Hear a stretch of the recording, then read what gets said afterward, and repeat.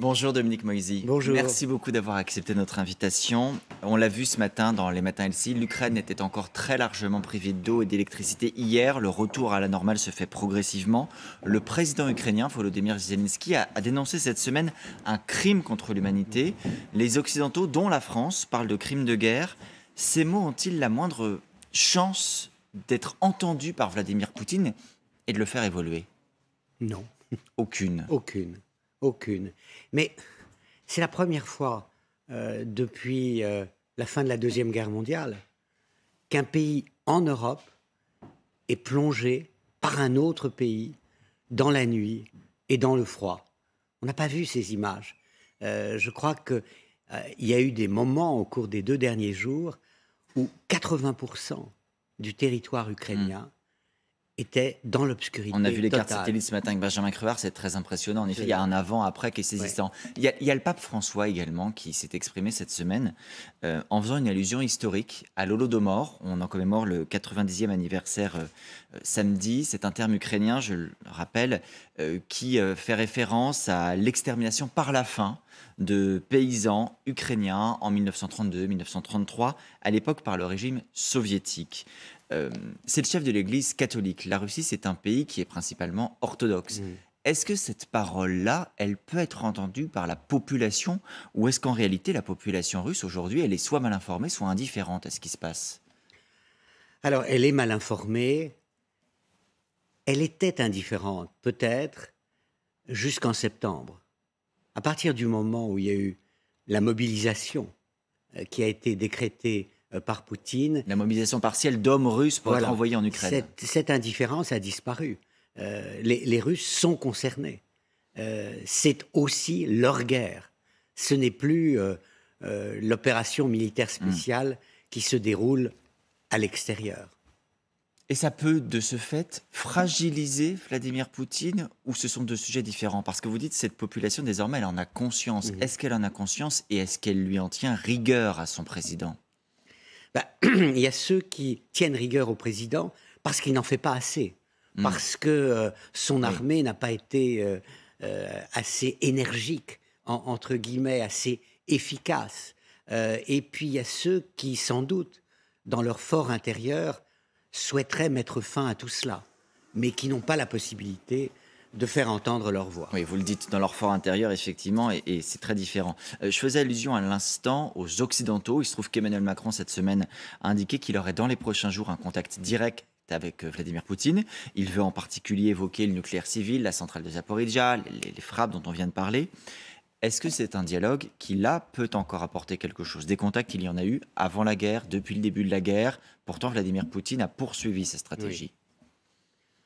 La stratégie du dialogue avec Poutine, mise en avant par le président Macron, n'a pas donné beaucoup de résultats jusqu'à présent. On peut penser que sur un plan symbolique et politique, il est plus important d'aller à Kiev, apporter son soutien au président Zelensky, que de prendre le téléphone pour essayer de dialoguer avec le président Poutine. Vous ne croyez pas, vous, à l'idée que ce soit une bonne manière de préparer la suite, de préparer le jour où la paix sera à l'ordre du jour? Alors on n'en est pas là. Aujourd'hui, on est dans une sorte de stratégie de l'escalade par la Russie. Elle est frustrée sur le terrain militaire.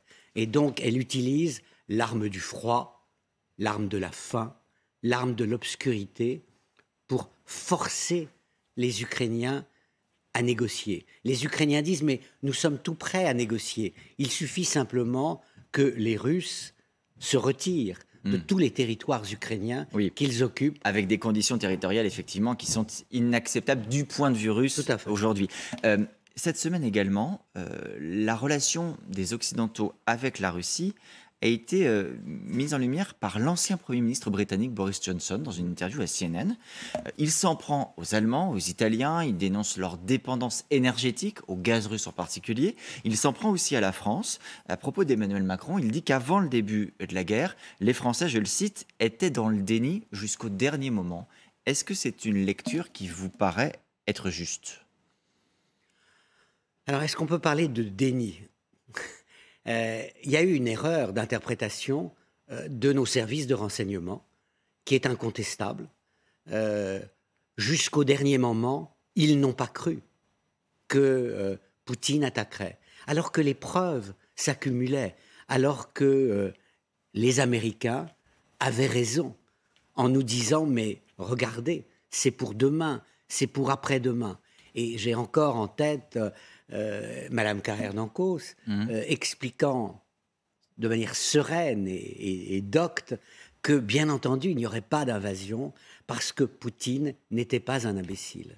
Et je crois que c'était la vision dominante. Et il y avait cette différence entre les anglo-saxons, entre guillemets, les Américains et les Britanniques, et le reste des Européens. C'est vrai que cette guerre a bouleversé beaucoup d'analyses, beaucoup de grilles de lecture qu'on pouvait tous avoir, je le dis collectivement, parce qu'il y a effectivement beaucoup d'experts qui ont pu avoir des avis qui ont été ensuite contredits par la réalité. Ou confirmés par la réalité. Ou confirmés parfois. Comment vous expliquez, cela dit, qu'il y a eu cette différence entre les anglo-saxons et, par exemple, les Français? À quoi ça tient? Pourquoi les Américains ont-ils vu ce qui allait se passer là où les Français ne l'ont pas vu? Alors, on voit ce que l'on veut voir et on ne voit pas ce que l'on ne veut pas voir. Et la France, comme l'Allemagne, pour des raisons différentes, était embarrassée par le scénario du retour de la guerre en Europe à partir d'une invasion russe de l'Ukraine. Pour les difficultés qu'elles occasionneraient. Il y avait plusieurs choses. Il y a, du côté allemand, incontestablement, une irresponsabilité en matière énergétique. Les Allemands se sont livrés pieds et mains liés aux Russes. Ils se sont mis dans la main des Russes à 100%. Totalement. Et les Français ont toujours l'ambition de jouer un rôle de conciliateur entre la Russie et les États-Unis, entre la Chine et les États-Unis. Donc il y a cette idée que, un peu gaulliste, un peu mitterrandienne si l'on veut, que le rôle de la France, c'est d'être un intermédiaire entre deux parties. Et le problème, c'est qu'on ne pouvait pas être un intermédiaire. On ne pouvait qu'être que du côté de la partie agressée, c'est-à-dire l'Ukraine. Alors justement, le président ukrainien, Volodymyr Zelensky, il a encore interpellé la communauté internationale cette semaine, et en particulier l'OSCE, l'Organisation pour la sécurité et la coopération en Europe. À propos du maintien de la Russie encore aujourd'hui, il dit « Pourquoi un État terroriste, c'est comme ça qu'il qualifie la Russie, même après 9 mois de crimes en continu, est-il toujours membre de votre assemblée parlementaire ?» Il dit c'est un défi, un test pour toute organisation internationale. Est-ce qu'il y a une faiblesse aujourd'hui encore d'organisations internationales comme l'OSCE à maintenir la Russie dans son assemblée parlementaire? Je crois, au-delà de l'OSCE, il y a le fait que la Russie est membre permanent du Conseil de sécurité de l'ONU. Mais c'est ce qui lui donne une forme de protection.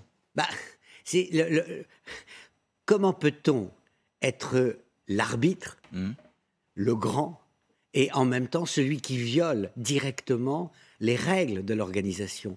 Un pays qui, à partir de son siège, viole le droit international de la manière la plus crue et se comporte, je crois que l'expression crime de guerre ou crimes contre l'humanité sont hélas parfaitement valides. Mais ça, personne malheureusement ne peut rien y faire. Je ne parle pas des crimes, je parle de la place au Conseil de sécurité de l'ONU.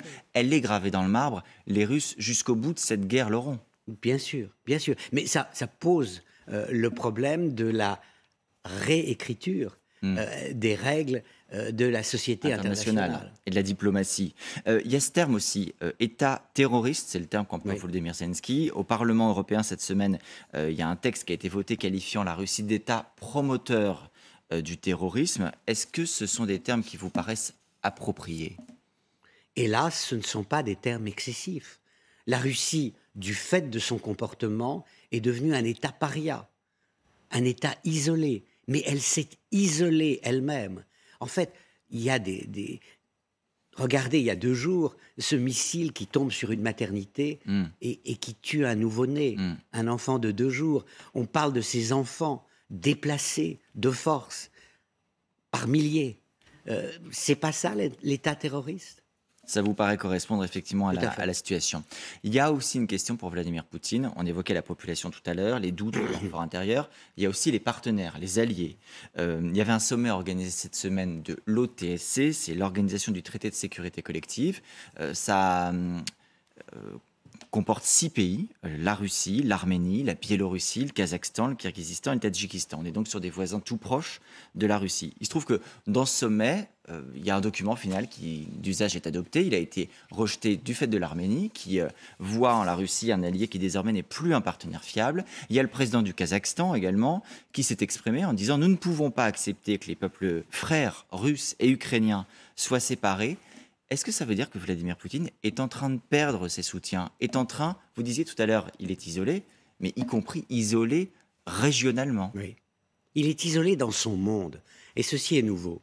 On sent bien, et c'est plus important encore que les développements que vous venez de souligner, que la Chine, lentement, s'éloigne, prend ses distances oui. avec la Russie. Elle était toute prête à accepter une Russie victorieuse après une opération militaire spéciale rapide. Mais le fait que la guerre se prolonge, risque de s'étendre, ait des conséquences économiques tragiques, et en plus que la Russie soit en train de la perdre, ça ne fait pas du tout plaisir aux Chinois. Mais quand vous dites que la Chine prend ses distances, est-ce que ça peut aller jusqu'à retenir la main de Vladimir Poutine? Est-ce que le président chinois Xi Jinping en a le pouvoir d'une part, la volonté d'autre part?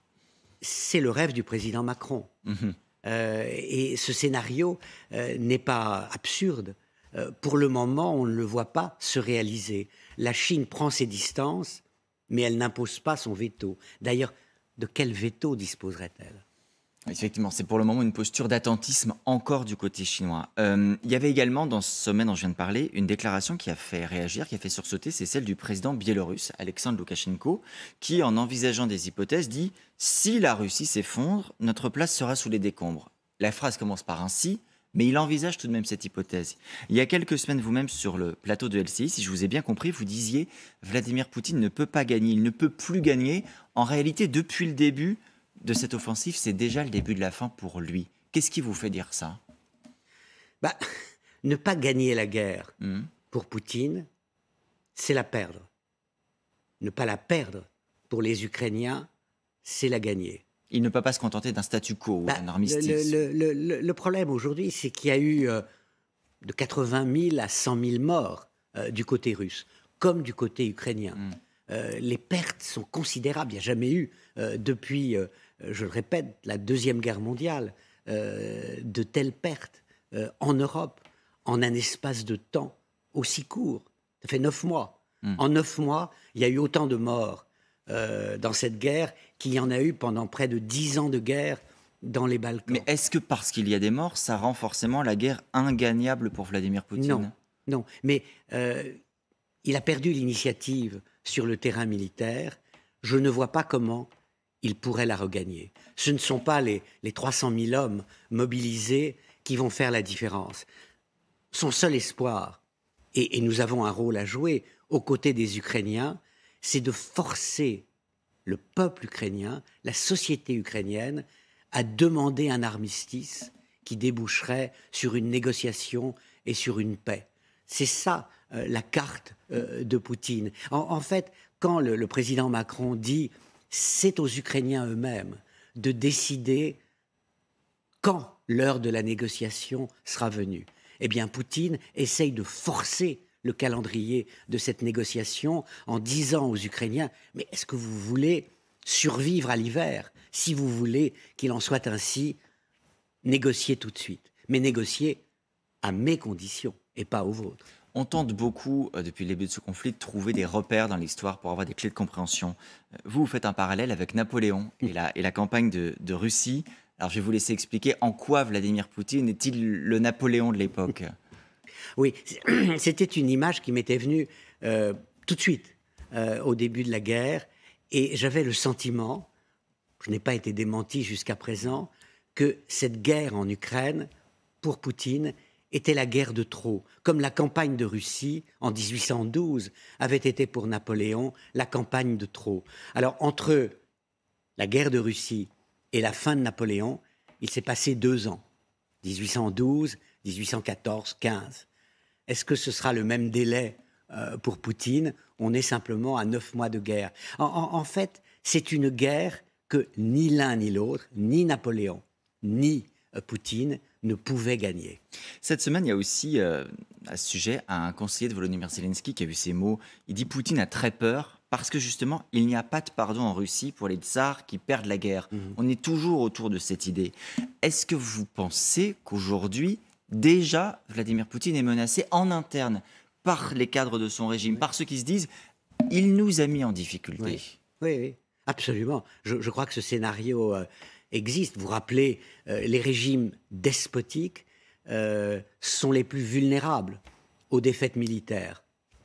Alors, beaucoup d'analystes font une autre comparaison, qui est avec la guerre russo-japonaise de 1905 et la défaite de l'Empire russe à la grande bataille de Tsushima, qui a préparé, accéléré par la Première Guerre mondiale, la chute de la Russie impériale. Et ils se disent, mais au fond, pour Poutine, cette guerre en Ukraine, c'est l'équivalent de ce qu'a été pour la Russie impériale la défaite face aux Japonais en 1905. Mais si on va au bout de cette logique, Dominique Moisy, ça veut potentiellement dire que Poutine ne peut être remplacé que par plus radical que lui, que par ceux qui diront il est trop faible, il nous met en difficulté, il faut aller encore plus loin. C'est effectivement un risque, mais pas nécessairement. Il y a autour de Poutine ceux qui l'ont créé, dans les services de sécurité, qui peuvent dire un jour, mais au fond, tu as très mal géré. Tu n'as pas été à la hauteur de la tâche que l'on t'a confiée. Qui a perdu la Crimée après l'avoir gagnée? Qui a perdu l'Ukraine? C'est toi. Tant pis. Nous allons te trouver un successeur plus extrême, diront certains, peut-être plus calme, diront d'autres. Qui aura au moins le mérite d'être un homme neuf, un homme nouveau. Oui.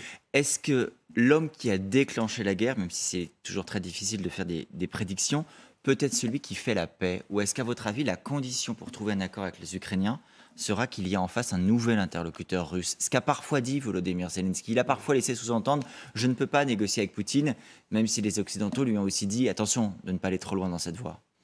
Les conditions que pose l'Ukraine aujourd'hui, forte de ses sacrifices et de ses victoires sur le terrain, sont totalement inacceptables par Poutine. Demander, comme le fait Zelensky, que la Russie revienne non pas aux frontières du 23 février 2022, mais à celles de janvier 2014. Avant les mouvements dans l'est de l'Ukraine et la Crimée ensuite. Et la Crimée, c'est en fait demander le départ de Poutine. Il y a aussi en Russie, et on le voit beaucoup avec Poutine, une sorte d'héritage très présent encore de ce qui a été d'une part le RSS et d'autre part même l'Empire russe. On voit que c'est un pays qui se vit encore comme un grand pays. Est-ce qu'il se vit comme un grand pays à tort ou à raison? Est-ce qu'il reste aujourd'hui quelque chose de cette grandeur russe? Géographiquement, c'est le premier pays au monde. Historiquement, c'est un pays qui a joué un rôle très important. Aujourd'hui, il me semble qu'il y a une erreur stratégique majeure qui est faite par la Russie. Le seul pays qui la menace, c'est la Chine. Il se trouve à l'Est. Le seul pays qui pourrait, l'ensemble de pays qui pourraient protéger la Russie, c'est le monde occidental. Et on le sent quand on voyage. Moi, j'ai fait un voyage entre Moscou et Tokyo. On traverse des étendues gigantesques pendant des heures sur lesquelles il n'y a personne.